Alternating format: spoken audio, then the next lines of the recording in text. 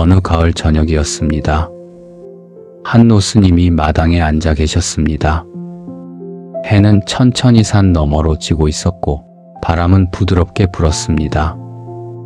그때 한 제자가 다가와 여쭈었습니다. 스님, 나이가 들수록 마음이 무거워지는 것은 왜일까요? 젊었을 때는 이렇지 않았는데 이제는 작은 일에도 마음이 불편하고 밤에 잠도 잘 오지 않습니다. 스님은 잠시 하늘을 바라보시다가 조용히 말씀하셨습니다. 나이가 들어서 마음이 무거운 것이 아니라네. 놓지 못한 것들이 쌓여서 무거운 것이지. 젊을 때는 가져야 했네. 하지만 이제는 내려놓아야 하네. 그것이 편안한 노후의 비결이라네. 오늘 이 시간 부처님께서 말씀하신 노후가 편안한 사람의 조건에 대해 조용히 이야기를 나눠보려 합니다. 거창한 가르침이 아닙니다. 우리가 이미 알고 있지만 잊고 살았던 것들, 혹은 실천하지 못했던 것들을 다시 한번 마음에 새기는 시간입니다. 편안한 자세로 앉으시거나 누우십시오. 눈을 감으셔도 좋습니다. 깊게 숨을 들이쉬십시오. 천천히 내쉬십시오. 오늘 하루 동안 쌓인 것들, 마음속 무거운 생각들을 잠시 내려놓으십시오. 지금 이 순간만큼은 아무것도 하지 않아도 괜찮습니다. 부처님께서는 말씀하셨습니다. 노후가 편안한 사람에게는 7가지 특징이 있다고. 그것은 재산도 건강도 자식도 아니라고. 오직 마음가짐이라고. 어떻게 마음을 다스리느냐에 따라 노후의 질이 달라진다고. 자, 이제 함께 그 7가지를 천천히 살펴보겠습니다. 서두르지 마십시오. 각자의 속도로, 각자의 마음으로 들어주십시오. 1장. 더 이상 붙잡지 않는 사람. 부처님께서 제자들에게 물으셨습니다. 괴로움은 어디서 오는가? 제자들이 각자 대답했습니다. 가난에서 옵니다. 병에서 옵니다. 이별에서 옵니다. 부처님께서는 고개를 저으셨습니다. 그것들이 고통의 원인이 아니라고. 진짜 원인은 집착이라고. 붙잡는 마음이라고. 놓지 못하는 마음이 우리를 괴롭게 만든다고. 젊었을 때는 달랐습니다. 붙잡고 쌓고 모아야 했습니다. 가족을 먹여 살려야 했고, 집을 마련해야 했고, 자식을 키워야 했습니다. 그때는 붙잡는 것이 미덕이었습니다. 더 많이 가지려 했었고, 더 높이 올라가려 노력했습니다. 그것이 살아가는 방법이었습니다. 하지만 이제는 다릅니다. 나이가 들면 삶의 방향이 바뀝니다. 쌓아야 할 때에서 내려놓아야 할 때로, 올라가야 할 때에서 내려와야 할 때로, 붙잡아야 할 때에서 놓아야 할 때로. 많은 분들이 이 전환을 어려워합니다. 평생을 붙잡으며 살았는데 갑자기 놓으라고 하니 당황스럽습니다. 어떻게 놓아야 하는지도 모르겠고 놓으면 무엇이 남을지도 불안합니다. 하지만 부처님께서는 말씀하십니다. 놓지 못해 괴롭지 잃어서 괴로운 것은 아니라고. 돈을 생각해 보십시오. 평생 모은 돈입니다. 힘들게 벌고 아껴 쓰고 조금씩 모았습니다. 그 돈이 노후를 지켜줄 것이라 믿었습니다. 하지만 돈에 집착하면 어떻게 됩니까? 잃을까봐 불안합니다. 자식이 달라고 하면 주기도 싫고 안 주자니 서운합니다. 사기를 당할까봐 의심하고 병원비로 나갈까봐 두려워합니다. 돈은 있는데 마음은 가난합니다. 부처님의 가르침은 이것입니다. 돈이 문제가 아니라 돈에 대한 집착이 문제라고. 돈을 가지되 붙잡지 말고 필요할 때 쓸 수 있는 마음, 그것이 진짜 부자라고. 자식도 마찬가지입니다. 평생 키우고 가르치고 돌봤습니다. 그 자식이 우리의 전부였습니다. 하지만 이제 자식들은 자신의 삶을 삽니다. 각자의 가정이 있고, 각자의 일이 있고, 각자의 고민이 있습니다. 그런데도 우리는 붙잡으려 합니다. 자주 오라고, 전화하라고, 관심 가지라고. 그러면 자식들도 힘들고, 우리도 서운합니다. 왜 안 오나? 왜 연락이 없나? 서운함이 쌓이고 섭섭함이 커집니다. 부처님께서는 말씀하십니다. 자식을 사랑하되 소유하지 말라고. 자식도 하나의 독립된 인연이라고. 만났다가 함께 시간을 보내고 이제는 각자의 길을 가는 것이라고. 그것을 받아들일 때 서운함이 사라진다고. 역할에 대한 집착도 내려놓아야 합니다. 젊었을 때는 누군가의 가장이었고, 누군가의 리더였고, 누군가의 선생이었습니다. 그 역할이 우리를 정의했습니다. 하지만 이제는 은퇴했고, 물러났고, 자리에서 내려왔습니다. 그런데도 옛 역할을 붙잡고 있으면 어떻게 됩니까? 자식에게 이래라 저래라 하고, 며느리한테 간섭하고, 세상 돌아가는 것에 불만을 가집니다. 왜 내 말을 안 듣나? 왜 나를 무시하나? 화가 나고 속이 상합니다. 부처님의 가르침은 명확합니다. 역할은 시간이 정해준 것이라고. 필요할 때 맡았다가 때가 되면 내려놓는 것이라고.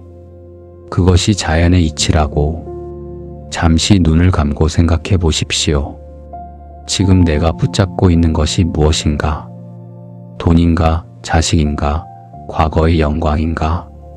그것을 붙잡느라 얼마나 힘든가? 그것을 놓으면 정말 아무것도 남지 않을까? 부처님께서는 말씀하십니다. 손을 펴면 자유로워진다고. 주먹을 쥐고 있으면 손에 쥔 것밖에 없지만 손을 펴면 온 세상을 받을 수 있다고. 내려놓는다는 것은 포기가 아닙니다. 버리는 것도 아닙니다. 그저 더 이상 붙잡지 않는 것입니다. 있으면 있는 대로, 없으면 없는 대로 사는 것입니다. 왔다가 가는 것을 자연스럽게 받아들이는 것입니다. 어느 할머니가 이런 말씀을 하셨습니다. 젊었을 때는 모든 것을 움켜쥐려 했다고. 돈도 사람도 명예도. 하지만 나이가 들어보니 안다고. 아무리 꽉 잡아도 흘러가는 것은 막을 수 없다고. 그래서 이제는 가볍게 산다고. 손에 쥔 모래알처럼 꽉 쥐면 빠져나가지만 손바닥을 펴면 그냥 머물러 있다고. 오늘부터 하나씩 연습해 보십시오. 작은 것부터. 버스 좌석을 양보하는 것, 마지막 반찬을 남에게 권하는 것, 내 의견을 굳이 주장하지 않는 것. 이런 작은 내려놓음들이 쌓이면 큰 것도 놓을 수 있게 됩니다. 깊게 숨을 쉬십시오. 더 이상 붙잡지 않는 것. 그것이 노후 최고의 자산입니다. 2장. 기대하지 않는 사람. 부처님 당시 한 제자가 깊은 고민에 빠져 있었습니다. 제자는 아들을 키우며 많은 것을 희생했습니다. 좋은 교육을 시켰고 좋은 직업을 얻도록 도왔습니다.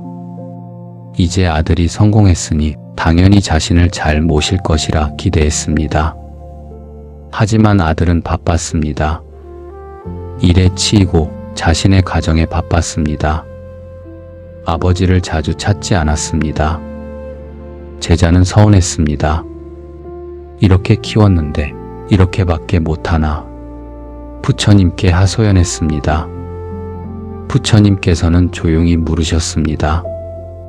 아들을 키울 때 보답을 받기 위해 키웠는가? 아니면 아들이기에 키웠는가? 제자는 대답할 수 없었습니다. 부처님께서 말씀하셨습니다. 기대가 고통을 만든다고. 사랑하되 기대하지 말라고. 베풀되 돌려받기를 바라지 말라고. 나이가 들면 기대가 많아집니다. 자식에게 기대합니다. 이만큼 키웠으니 당연히 효도해야 한다고, 자주 와야 하고, 용돈도 드려야 하고, 관심도 가져야 한다고. 하지만 자식들은 우리가 원하는 만큼 오지 않습니다. 그러면 서운합니다. 배우자에게도 기대합니다. 평생을 함께 살았으니 당연히 내 마음을 알아줘야 한다고, 말하지 않아도 알아서 챙겨줘야 한다고. 하지만 배우자도 늙었고 지쳤고 자신의 고민이 있습니다. 우리가 원하는 만큼 세심하지 못합니다. 그러면 섭섭합니다.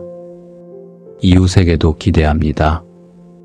내가 먼저 인사했으니 저쪽도 먼저 인사해야 한다고.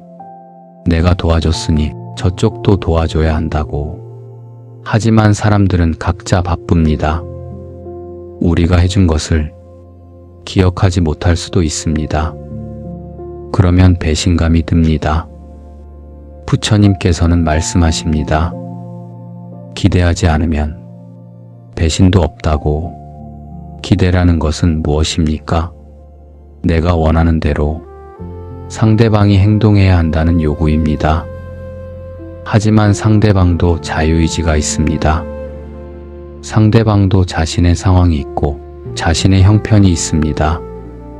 우리가 원한다고 해서 그대로 해줄 수는 없습니다.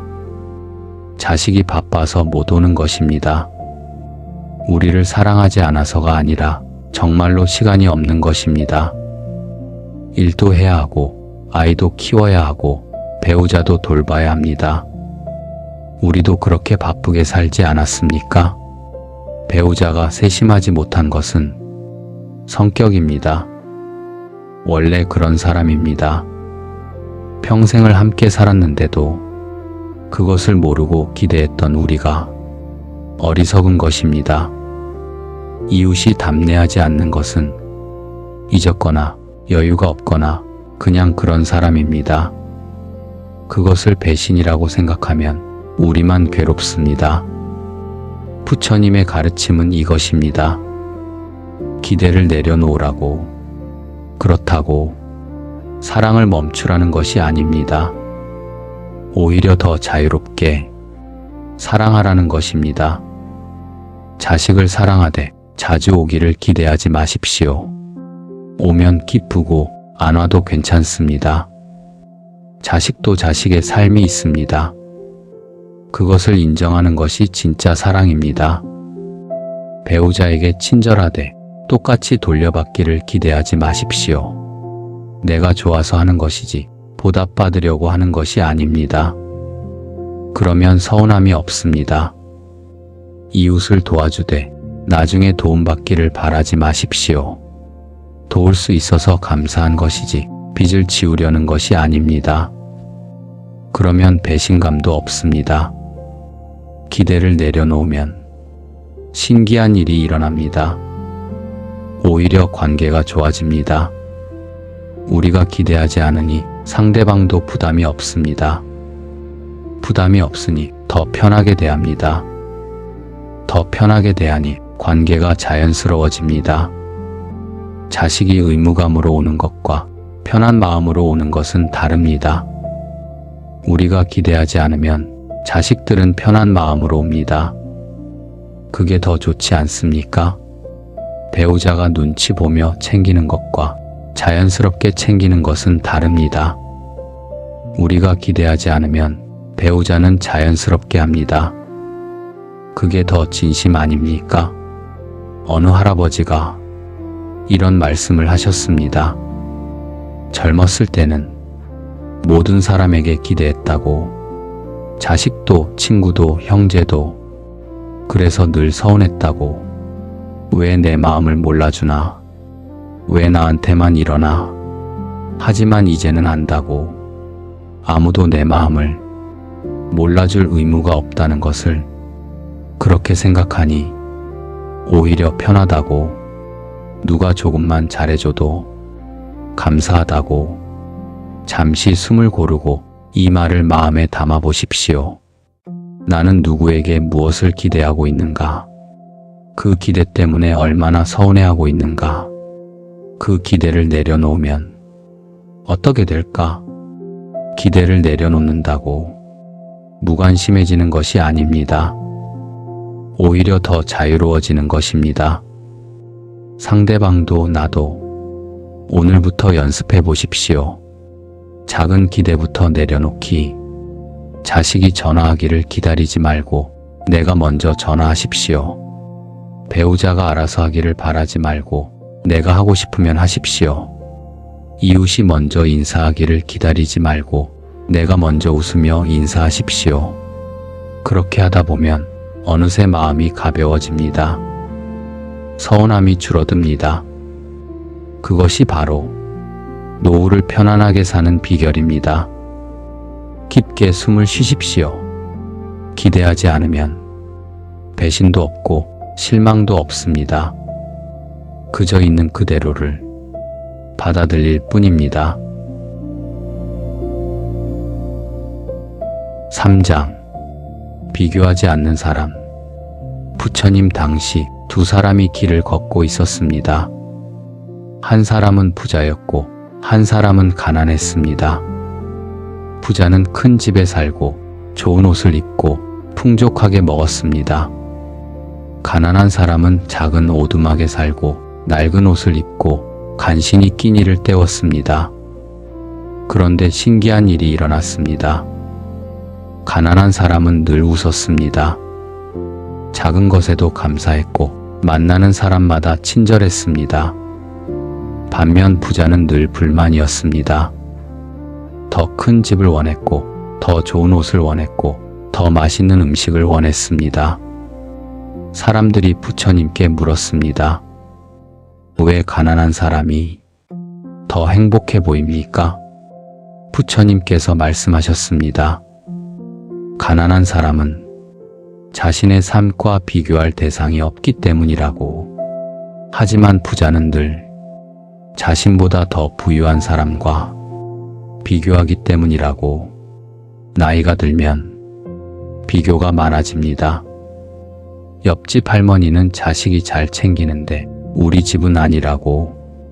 옆집 할아버지는 연금을 많이 받는데 나는 적다고. 친구는 건강한데 나는 아프다고.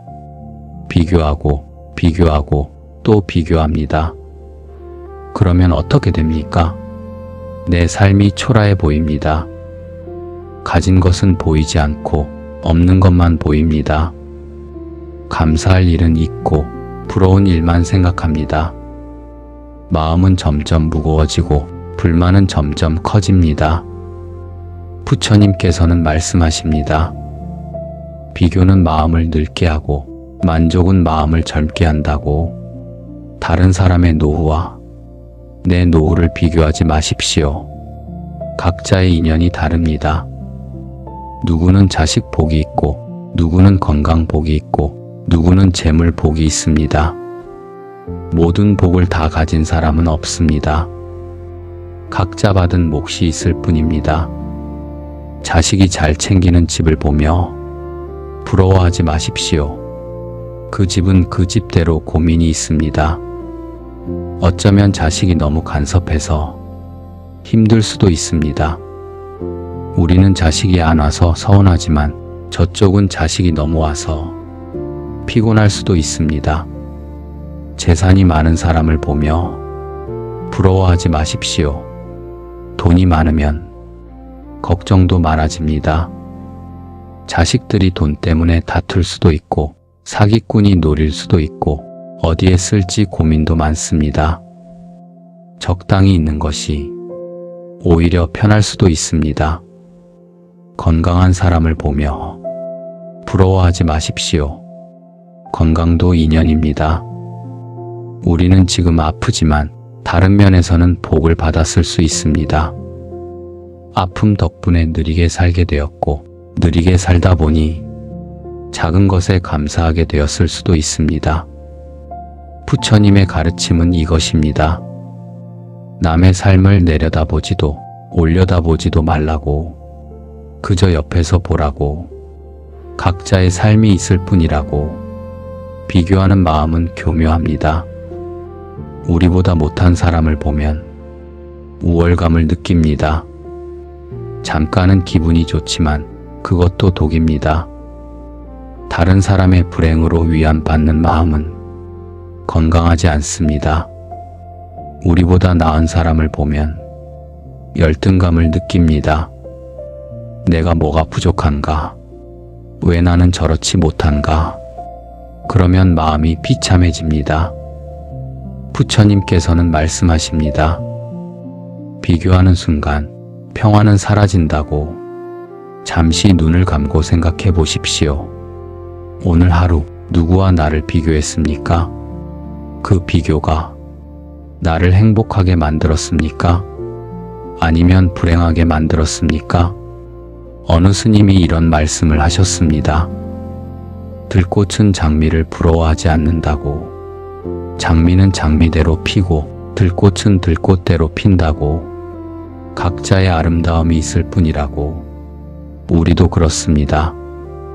누군가는 자식 복이 많고, 누군가는 건강 복이 많고, 누군가는 재물 복이 많습니다. 누군가는 친구가 많고, 누군가는 혼자 있어도 편하고, 누군가는 작은 것에도 기쁨을 느낍니다. 각자의 복이 있을 뿐입니다. 남의 복을 부러워하지 말고 내 복을 헤아려 보십시오. 아침에 눈을 뜰 수 있다는 것, 걸을 수 있다는 것, 밥을 먹을 수 있다는 것, 누군가와 이야기할 수 있다는 것, 이 모든 것이 복입니다.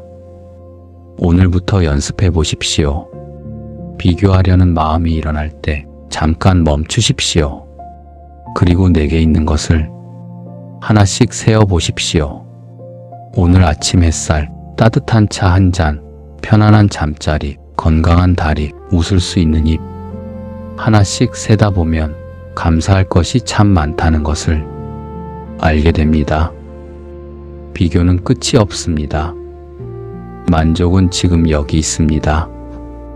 깊게 숨을 쉬십시오.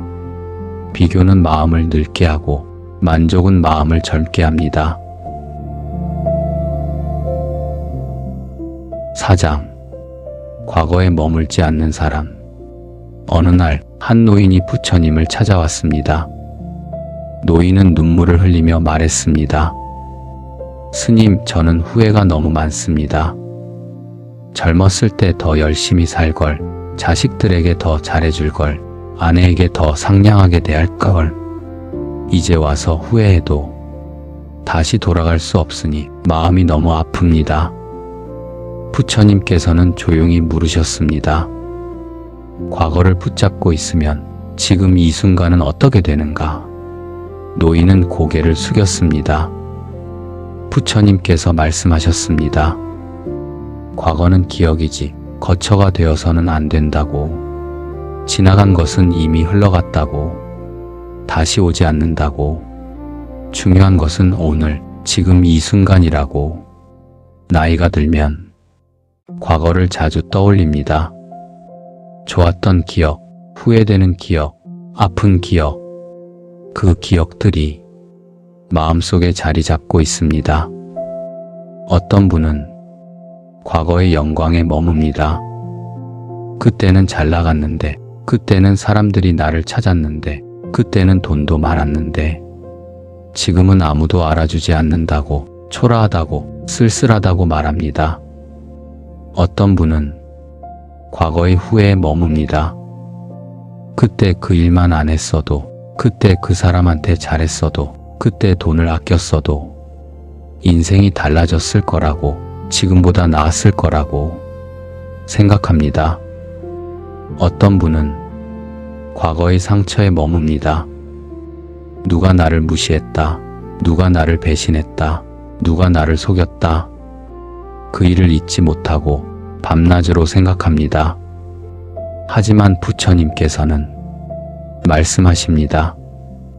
과거에 머물면 현재를 잃는다고.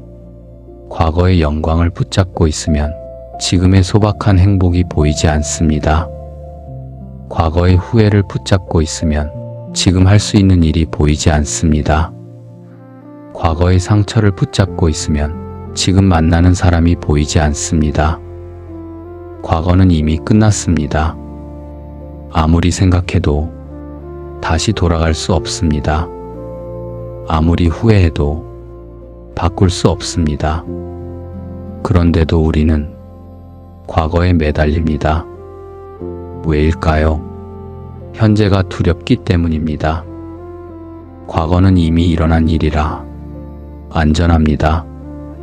좋았든 나빴든 이미 알고 있는 일입니다. 하지만 현재는 불확실합니다. 앞으로 어떻게 될지 모릅니다.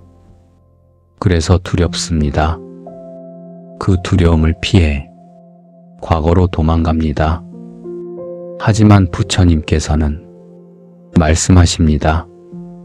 과거로 도망가면 현재를 잃고 미래도 잃는다고. 잠시 눈을 감고 생각해 보십시오. 나는 어떤 과거에 머물러 있습니까? 영광입니까? 후회입니까? 상처입니까? 그 과거가 지금의 나를 행복하게 만듭니까? 아니면 불행하게 만듭니까? 어느 스님이 이런 말씀을 하셨습니다. 과거는 짐을 실었던 수레바퀴 자국이라고, 이미 지나간 자리라고. 그 자국을 계속 바라보면 앞으로 가는 길이 보이지 않는다고. 고개를 들어 앞을 보라고. 지금 걷고 있는 이 길, 지금 밟고 있는 이 땅, 지금 부는 이 바람을 느끼라고. 과거를 놓는다는 것은 잊으라는 것이 아닙니다. 기억은 해도 되지만 거기 머물지는 말라는 것입니다. 과거의 영광을 기억하되 거기 집착하지 마십시오. 그때는 그때고 지금은 지금입니다. 지금의 소박한 삶도 그 나름의 아름다움이 있습니다. 과거의 후회를 기억하되 거기 머물지 마십시오. 그때 잘못한 것은 지금 고치면 됩니다. 늦었다고 생각하지 마십시오. 지금이라도 시작하면 됩니다. 과거의 상처를 기억하되 거기 묶이지 마십시오. 그 상처가 당신을 강하게 만들었습니다. 이제는 그 상처를 보듬고 앞으로 나아갈 때입니다. 부처님께서는 말씀하십니다. 과거는 가르침이지 감옥이 아니라고. 과거로부터 배우되 과거에 갇히지 말라고. 오늘 하루를 소중히 여기라고. 오늘 만나는 사람, 오늘 먹는 밥, 오늘 보는 하늘, 오늘 느끼는 바람. 이 모든 것이 다시 오지 않는 선물이라고. 오늘부터 연습해 보십시오. 과거가 떠오를 때 잠깐 멈추십시오. 그리고 지금으로 돌아오십시오. 지금 내 발은 어디에 있습니까? 지금 내 숨은 어떻게 쉬어지고 있습니까? 지금 내 주변에는 무엇이 있습니까? 과거는 흘러갔습니다. 미래는 아직 오지 않았습니다. 우리에게 있는 것은 오직 지금뿐입니다.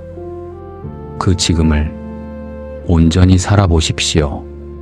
깊게 숨을 쉬십시오. 과거는 기억이지만 거처가 되어서는 안 됩니다. 5장. 말을 줄이고 마음을 살피는 사람. 부처님께서 어느 날 제자들에게 물으셨습니다. 말이 많으면 어떤 일이 일어나는가? 제자들이 대답했습니다. 실수가 많아집니다. 다툼이 생깁니다. 후회가 남습니다.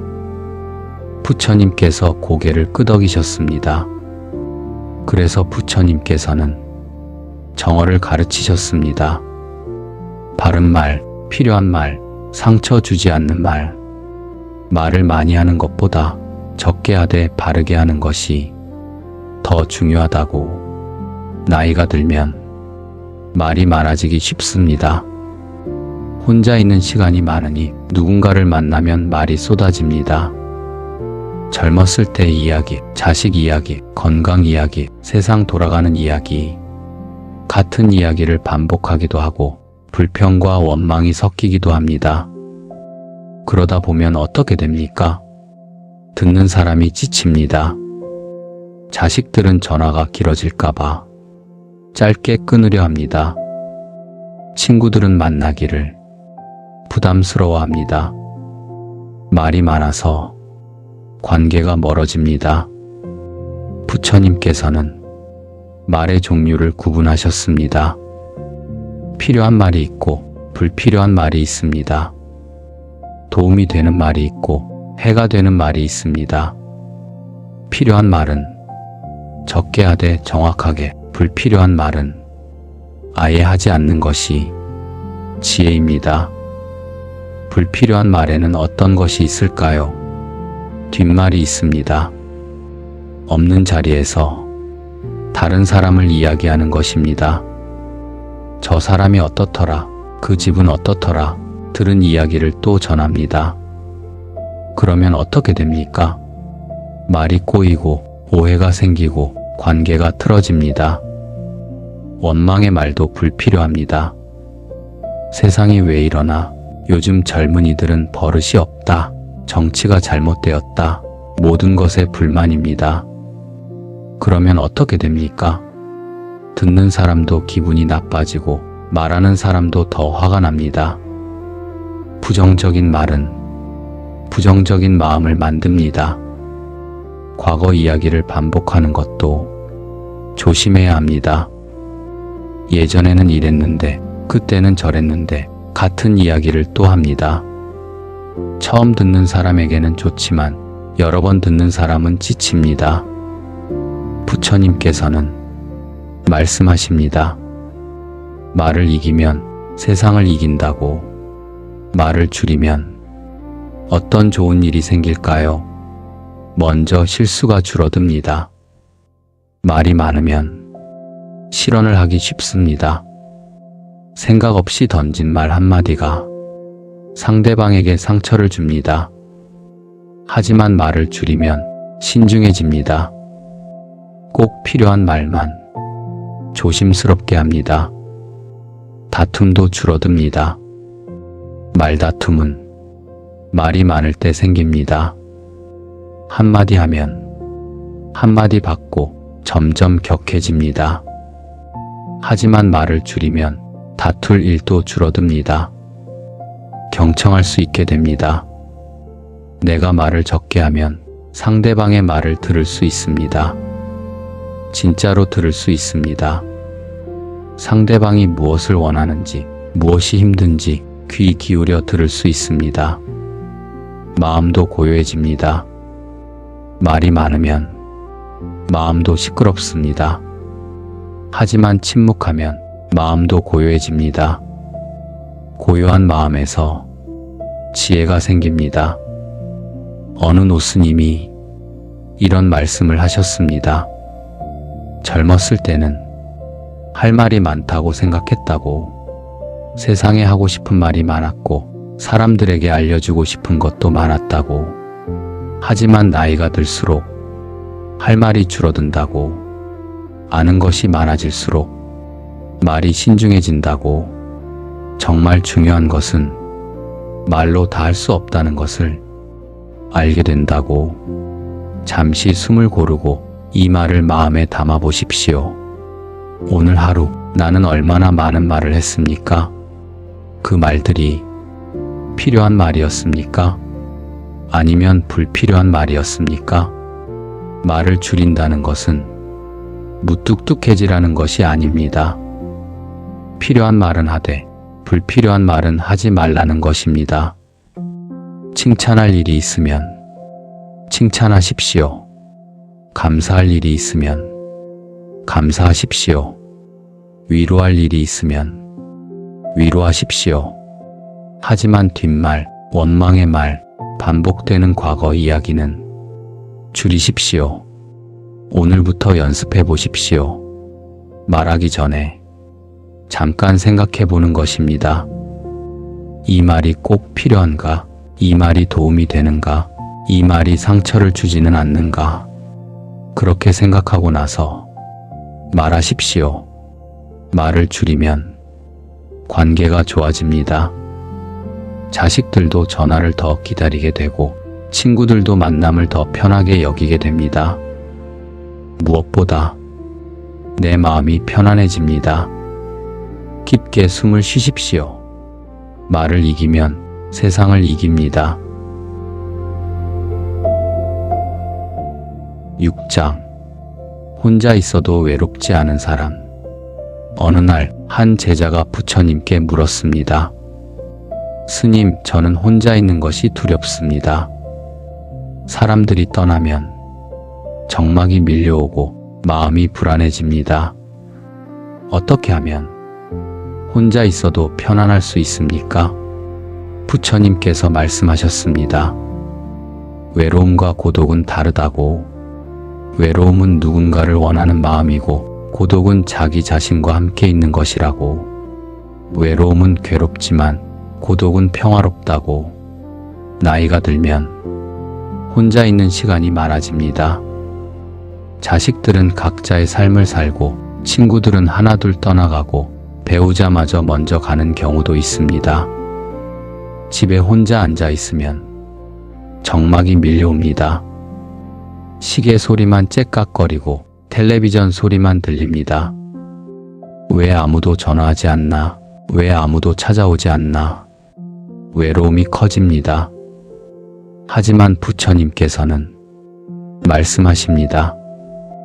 혼자 있는 것과 외로운 것은 다르다고. 사람들에 둘러싸여 있어도 외로울 수 있고 혼자 있어도 외롭지 않을 수 있다고. 외로움은 밖에서 오는 것이 아니라 안에서 오는 것이라고.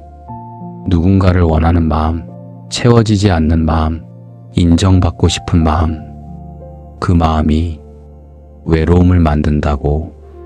하지만 자기 자신과 편안히 있을 수 있다면 혼자 있어도 외롭지 않다고. 혼자 있는 시간을 두려워하지 마십시오. 그 시간은 자신과 만나는 시간입니다. 평생 바쁘게 살았습니다. 가족을 돌보느라, 일을 하느라, 세상을 살아가느라 정신없이 살았습니다. 정작 나 자신과는 제대로 만나지 못했습니다.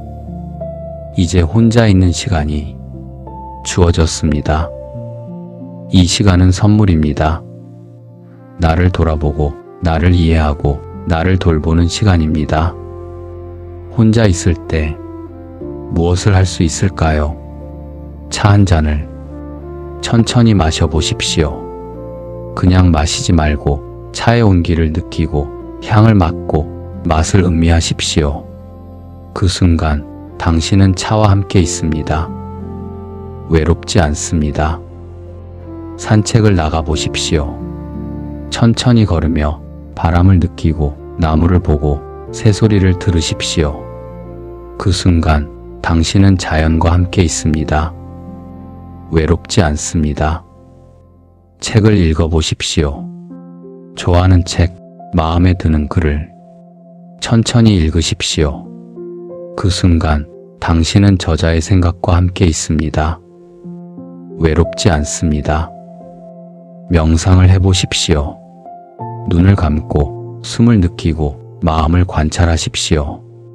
그 순간 당신은 자기 자신과 함께 있습니다. 외롭지 않습니다. 어느 할머니가 이런 말씀을 하셨습니다. 처음 혼자 되었을 때는 견딜 수 없을 만큼 외로웠다고. 아침에 눈 떠도 밥을 먹어도 잠자리에 들어도 혼자라는 사실이 너무 괴로웠다고. 하지만 시간이 지나니 알게 되었다고.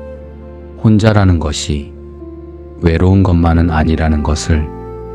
혼자 있으니 아무도 신경 쓸 필요가 없고, 혼자 있으니 내 마음대로 할 수 있고, 혼자 있으니 내 속도로 살 수 있다고. 이제는 혼자 있는 시간이 오히려 편하다고. 부처님께서는 말씀하십니다.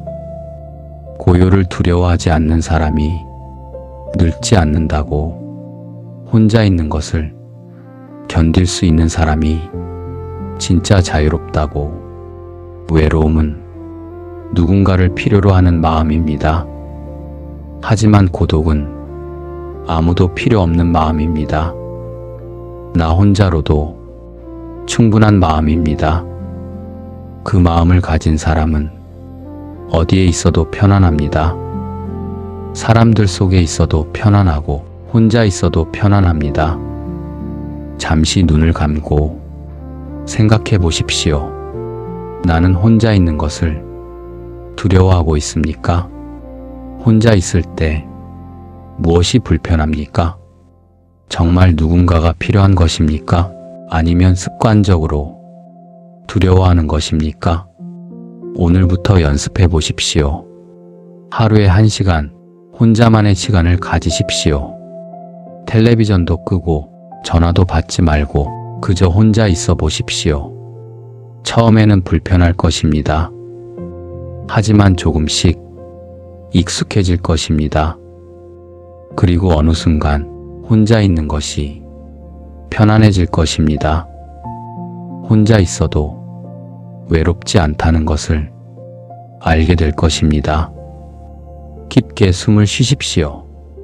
고요를 견디는 사람이 진짜 자유롭습니다.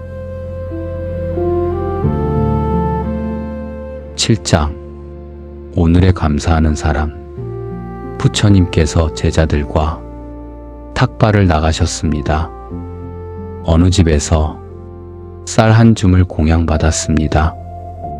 부처님께서는 그 쌀을 들어 올리시며 말씀하셨습니다. 이 쌀 한 줌이 여기 오기까지 얼마나 많은 인연이 있었는가. 농부가 씨를 뿌리고 비가 내리고 햇빛이 비추고 농부가 또 거두고 방아를 찍고 이 집 주인이 우리에게 주고 이 모든 인연이 만나 지금 이 쌀 한 줌이 있다고 감사하지 않을 수 없다고. 나이가 들면 불만이 많아지기 쉽습니다. 옛날만 못하다, 젊었을 때만 못하다, 다른 사람만 못하다. 없는 것, 잃은 것, 못한 것만 보입니다. 하지만 부처님께서는 말씀하십니다. 감사와 만족이 행복의 열쇠라고. 크지 않아도 오늘 숨 쉬고 있다는 사실에 감사하라고. 아침에 눈을 뜰 수 있다는 것. 이것이 얼마나 감사한 일입니까?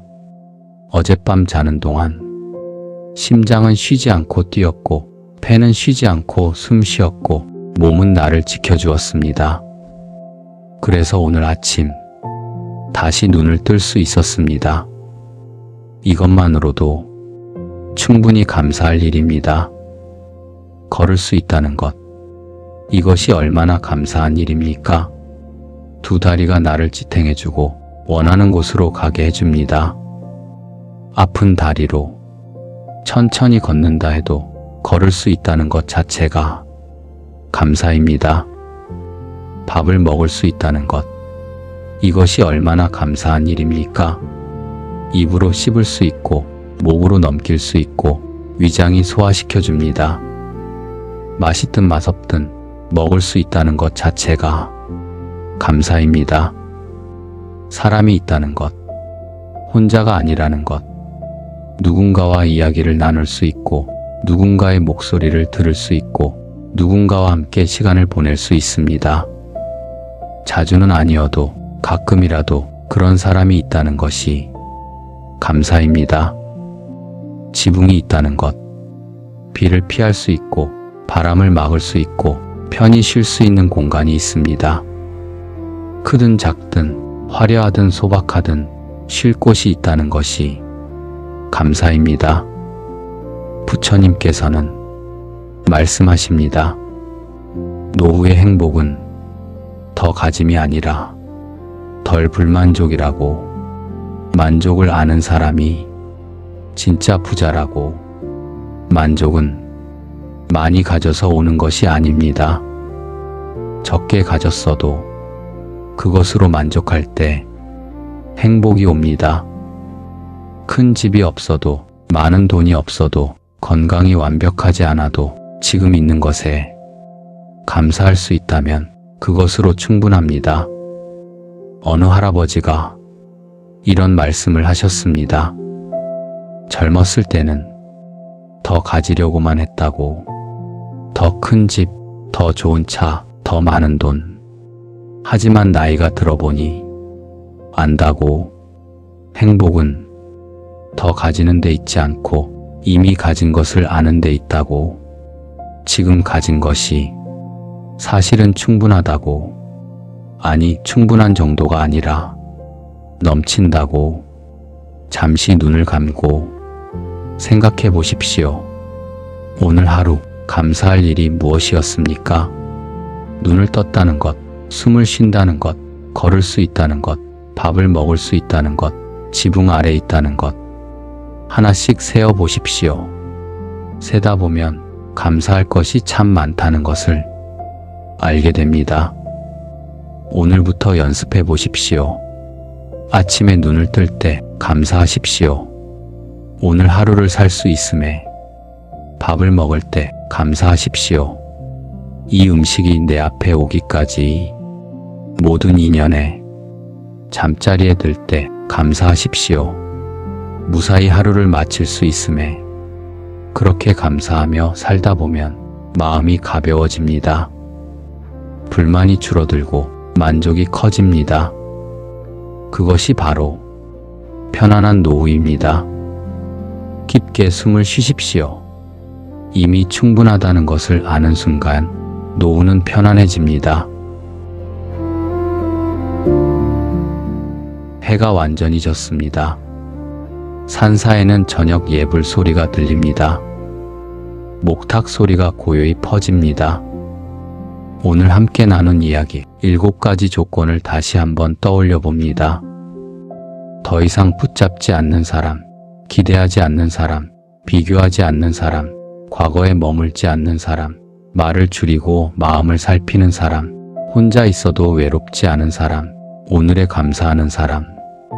이 7가지를 완벽하게 할 필요는 없습니다. 조금씩 하나씩 천천히 연습하면 됩니다. 오늘 하나, 내일 하나, 모레 또 하나. 그렇게 살다 보면 어느새 마음이 가벼워져 있을 것입니다. 부처님께서는 말씀하셨습니다. 노후가 편안한 사람은 특별한 사람이 아니라고. 다만 마음을 다스릴 줄 아는 사람이라고. 많이 가진 사람이 아니라 만족할 줄 아는 사람이라고. 당신은 이미 충분히 잘 살아왔습니다. 힘들 때도 있었고, 기쁠 때도 있었고, 후회도 있었고, 감사도 있었습니다. 그 모든 것이 지금의 당신을 만들었습니다. 이제는 그 모든 것을 내려놓아도 됩니다. 무거운 것은 내려놓고 가벼운 마음으로 남은 길을 가십시오. 붙잡지 말고, 기대하지 말고, 비교하지 말고, 과거에 머물지 말고, 말을 줄이고, 혼자를 즐기고, 오늘에 감사하십시오. 그것이 바로 편안한 노후입니다. 이제 깊게 숨을 쉬십시오. 천천히 들이쉬고, 천천히 내쉬십시오. 당신은 괜찮습니다. 이미 충분합니다. 오늘 밤 편히 쉬십시오. 내일 아침 다시 눈을 뜰 때 오늘 하루를 살 수 있음에 감사하십시오. 그것으로 충분합니다. 부처님의 자비가 항상 당신과 함께하기를 바랍니다. 고맙습니다.